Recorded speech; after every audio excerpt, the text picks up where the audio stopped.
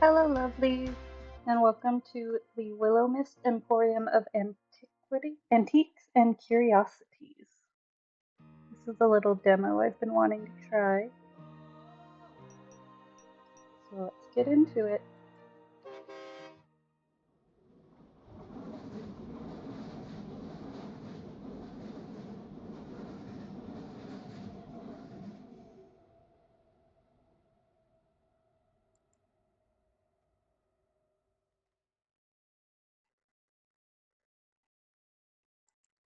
I think we'll do normal.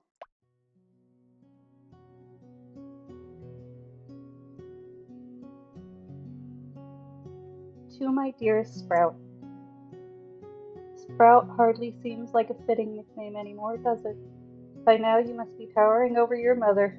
She always was a short little thing. Don't tell her I called her that, okay? I fear it would make our relationship even worse than it is now, if that's even possible.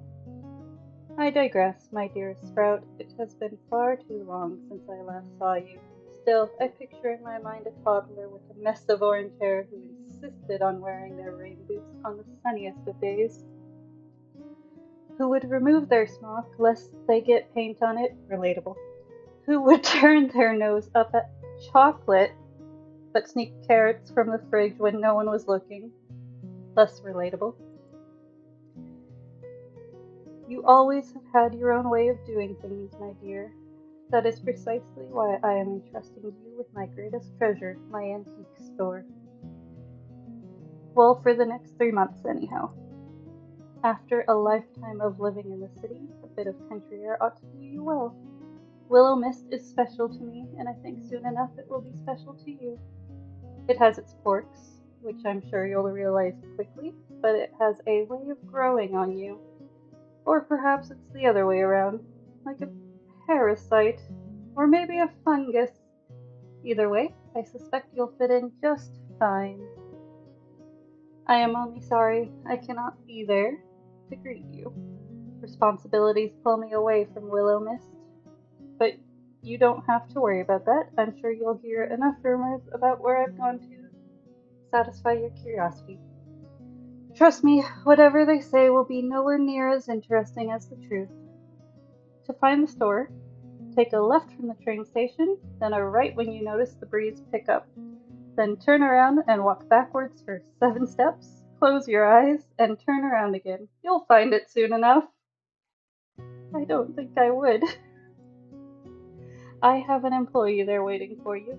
He's not the easiest to get along with, but I doubt anyone could resist your charm. You're much like your aunt in that respect. Take care of the store, Sprout. Take care of yourself. And for heaven's sake, don't try to sell the vase with the birds on it. It's cursed. With all my love and faith in you, Aunt Sylvie. P.S. If you find Florian napping on the job, make sure to tuck him in. He doesn't get enough sleep, that boy.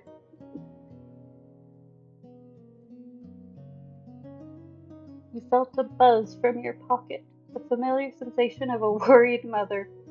The train continued shuddering along on the track in an almost comfortable way. Oh, what voice do I want to give here? I don't do voices. It's not going to sound any different, is it? Darling, won't you reconsider? It's such a big move. You've always lived nearby. You won't know anyone, so if anything goes wrong, why not stay home? I'm already nearly there, Mom. You worry too much, you know that? Alright, I'll make them turn the train around.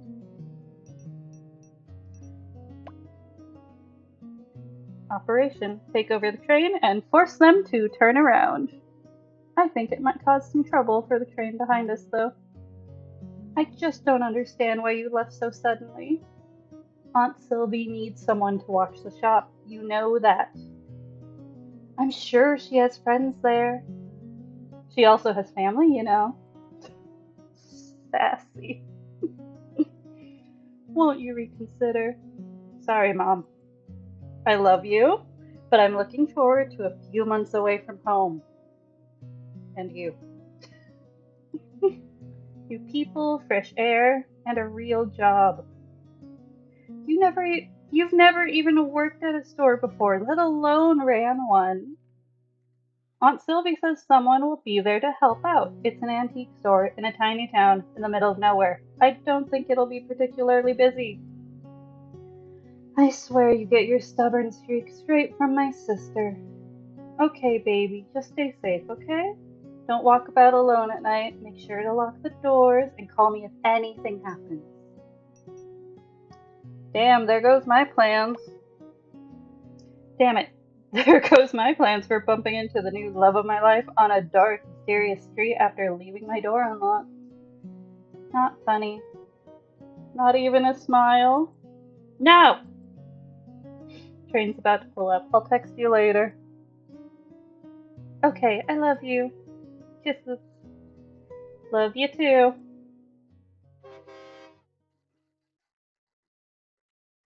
It's cute. I really like the art.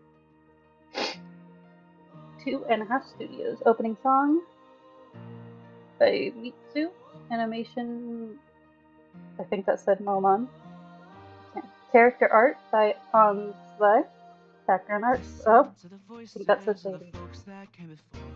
They tell me of the choices and the tasks I have in store. Oh, it's so cute. I can't wait for this to come out. It's so pretty.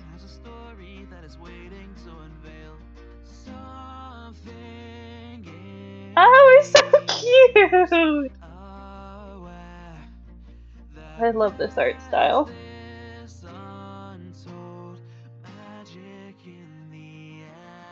Cute. I can't shake off this feeling of sweet mystery. Like all the snowy mountaintops were made alive. I take it these are the potential romance interests. Ah! Oh, they're so cute. I'm just gonna say cute a lot.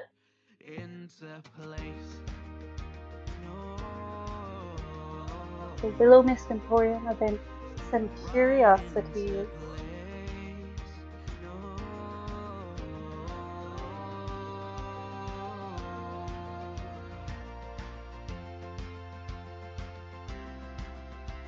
All my broken puzzle pieces fall right into place. Ooh. Okay. They, them. So mix.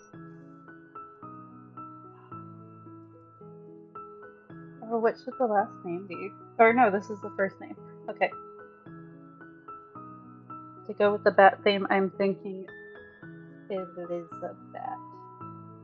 Which, if you're a Monster High fan, should make you chuckle. Okay, so that's it. First name, pronouns, honor, fix. Oh, body type. Oh, picture! Oh, that one's so cute. Where's body type? Oh,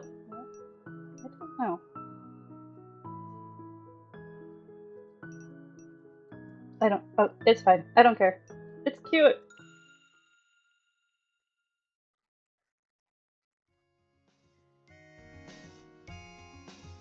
The air was chilly as you stepped out of your train and onto the platform, if you could even call it that. It seemed more like a graveyard than any of the train platforms you'd ever frequented back in the city. No matter the hour, they would be completely packed with people coming and going, rushing for reasons you could never quite understand. For reasons they may never understand either. This platform was completely empty. No one waited to get on, and you were the only person who got off. Where chatter would usually greet you, all that you heard on this quiet platform in the middle of the countryside was the sound of the wind rustling the trees and the chirping of crickets singing amongst the weeds. No, I'm gonna chirp back. I think she'd be whimsical. Full of whimsy. With more effort than you'd be willing to admit to, you attempted to chirp back, but found that the sound was actually harder than you expected. More practice would be required. Gathering up your belongings, which you brought only a few of, you quickly found your aunt's letter once again. Left from the station, then right when the wind picks up. I'm not sure what the weather has to do with it. Well, it's supposed to be a pretty small town. I'm sure I'll find it. Oh, it's so lovely. I would be very happy to be here.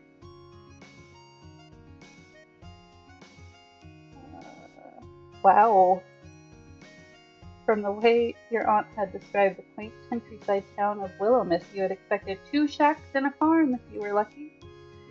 Instead, upon taking a left when you exited the station, you found yourself in a town center that was significantly more vast than you first imagined. You smiled as you pulled your suitcase up a small flight of stairs, eyes searching around the beautiful facades and rural landscape. Music drifted out from somewhere unseen. It seemed almost like the sound of change, of newfound freedom. A few people passed you as you continued onwards, though for the most part you had the street to yourself. Even that was strangely foreign to you. Where you grew up, there were always people around, no matter the hour. You took a deep breath into your lungs. The air was cool and fresh. The scent of flowers drifted towards you as the wind picked up, changing course. So, right now? You glanced to the right and found a street there that ran away from the town center.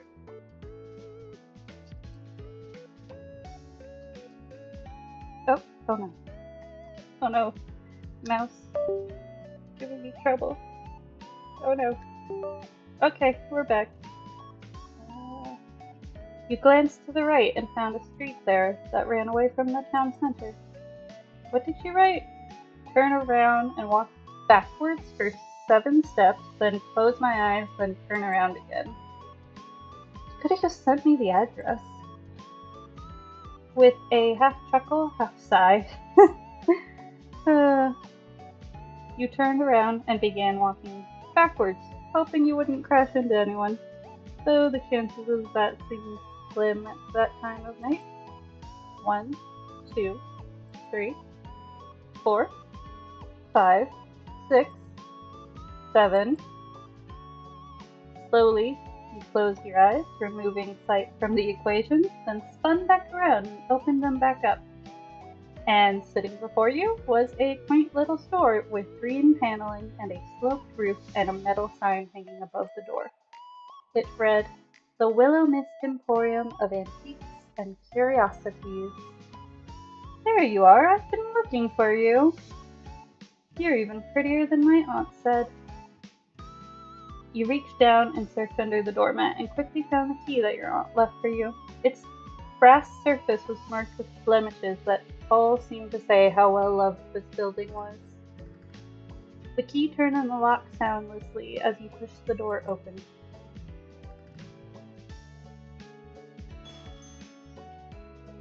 So cute. Are those potion bottles? Maybe they're perfume. Although if there was a cursed item, who knows? Oh, this teapot is so pretty. I just love it all. Okay. Tables upon tables upon tables of antiques and knickknacks greeted you. A dozen different lampshades and chandeliers hung from the ceiling, lighting up the space. Wow. She sure has put together an interesting collection.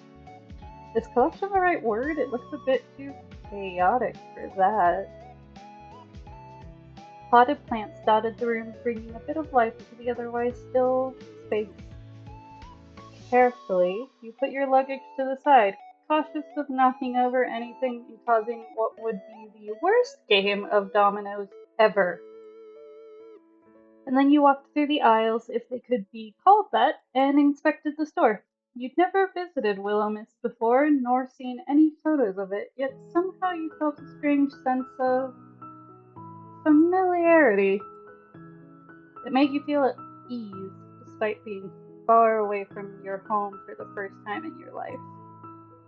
You dropped everything to come here. You quit your casual job. They were hardly giving you hours anyway, only a week ago. You didn't renew your lease. Fortunately, the timing worked out well since it was coming to an end regardless.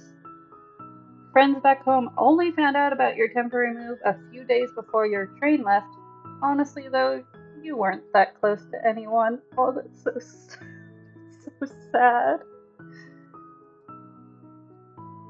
It always felt like the friends you kept around you had other friends they would have preferred spending time with. Oh no, I feel that. That seemed to happen as you got older. The natural drifting apart of people who you once clung to like your life depended on it. You needed a change, so here you were, in the middle of the countryside town of Willowmist, surrounded by rolling hills and mountain ranges like you've never seen before. If Jesus Christ! Oh, that was him. Who the? Whatever the man was carrying in a box a moment ago was now sprawled out over the floor, dropped in surprise. With mouth agape, he stared at you, still gasping for words. Is he a vampire? Because if he's not, then he loves them. With mouth agape, he stared at you, still grasping for words. Listen, if you wanted to rob the store, you could have done it before I got here. Come on, common courtesy and all that. Rob the... If I was going to rob a store, it wouldn't be this dumb. Hey! My aunt probably put a lot of work into this dump. Wait, forget about that. Why would I be the one robbing the store? I was here first. If anyone was going to be robbing it, it'd be you. I didn't see you when I came in. I was in the storeroom. Can you prove it? Why should I be the one to prove it? You're the one who just waltzed in here.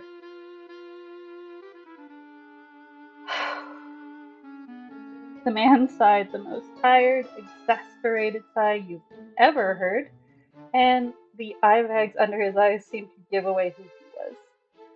Alright, you're Florian, aren't you? Unfortunately. And you must be Elizabeth. Last time I checked, yeah. And why are you here so late? It was the only train coming into town today. Didn't my aunt tell you I was coming? The same way she tells me anything.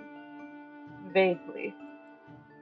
I didn't even know what you looked like. You nearly gave me a heart attack. Then we're even. Oh God, you're exactly like your aunt. Great. I'll take that as a compliment. You shouldn't. What are you doing here so late, by the way? What, don't get along with the boss? What are you doing here so late anyway? Doesn't my aunt really make you work this much overtime? No. I was just neatening up before you arrived. You just said you didn't know when I was getting here. What can I say? I just have an amazing work ethic or something.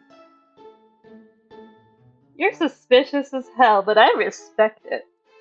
Still, you should go get some sleep. You look tired. Did she at least tell you about the living accommodations? Nope.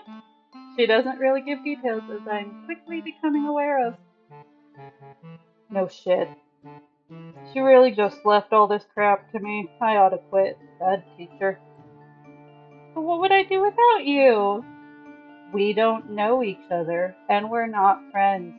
You'd be fine. Then how about we be friends? I'm good. You can sleep upstairs, but it's a mess. Sylvie isn't known for her neatness. A mess is fine, I'm sure I'll fit right in. Whatever. Get some sleep, or don't. I'll be working for a bit longer. Do you need some help?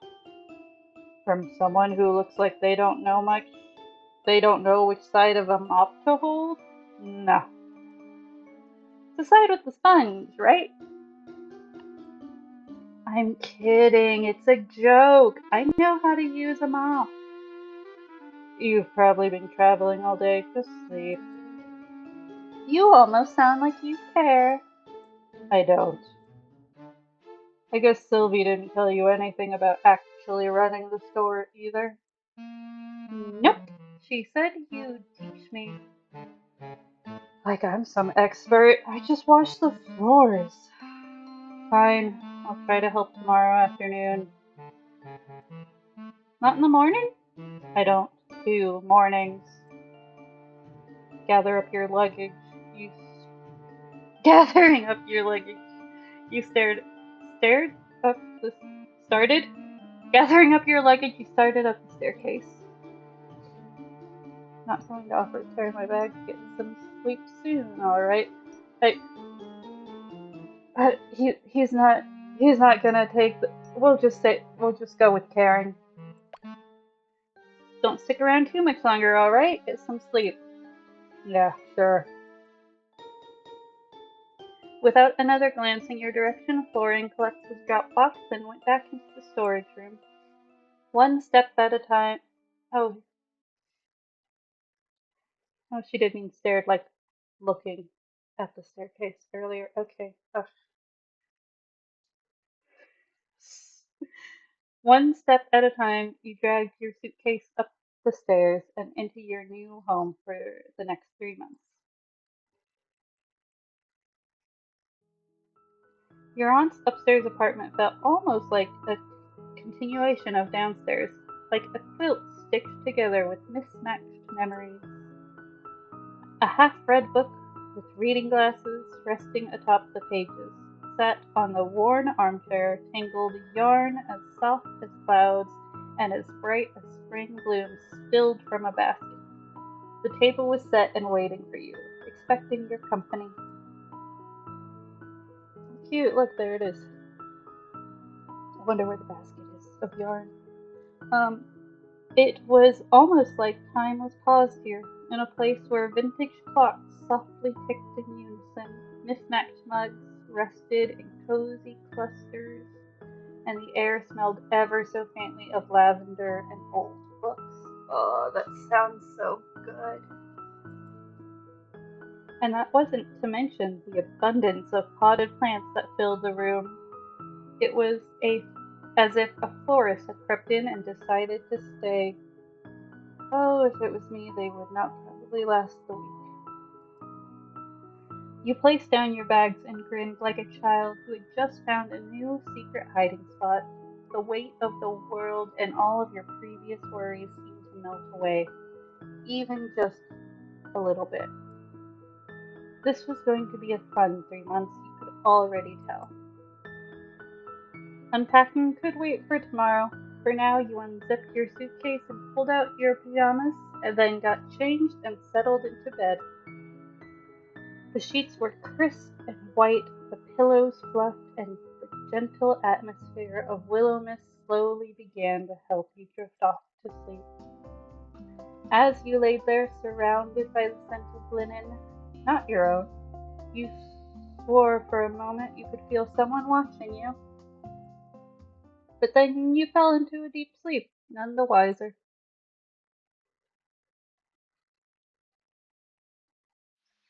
Day 2, Tuesday.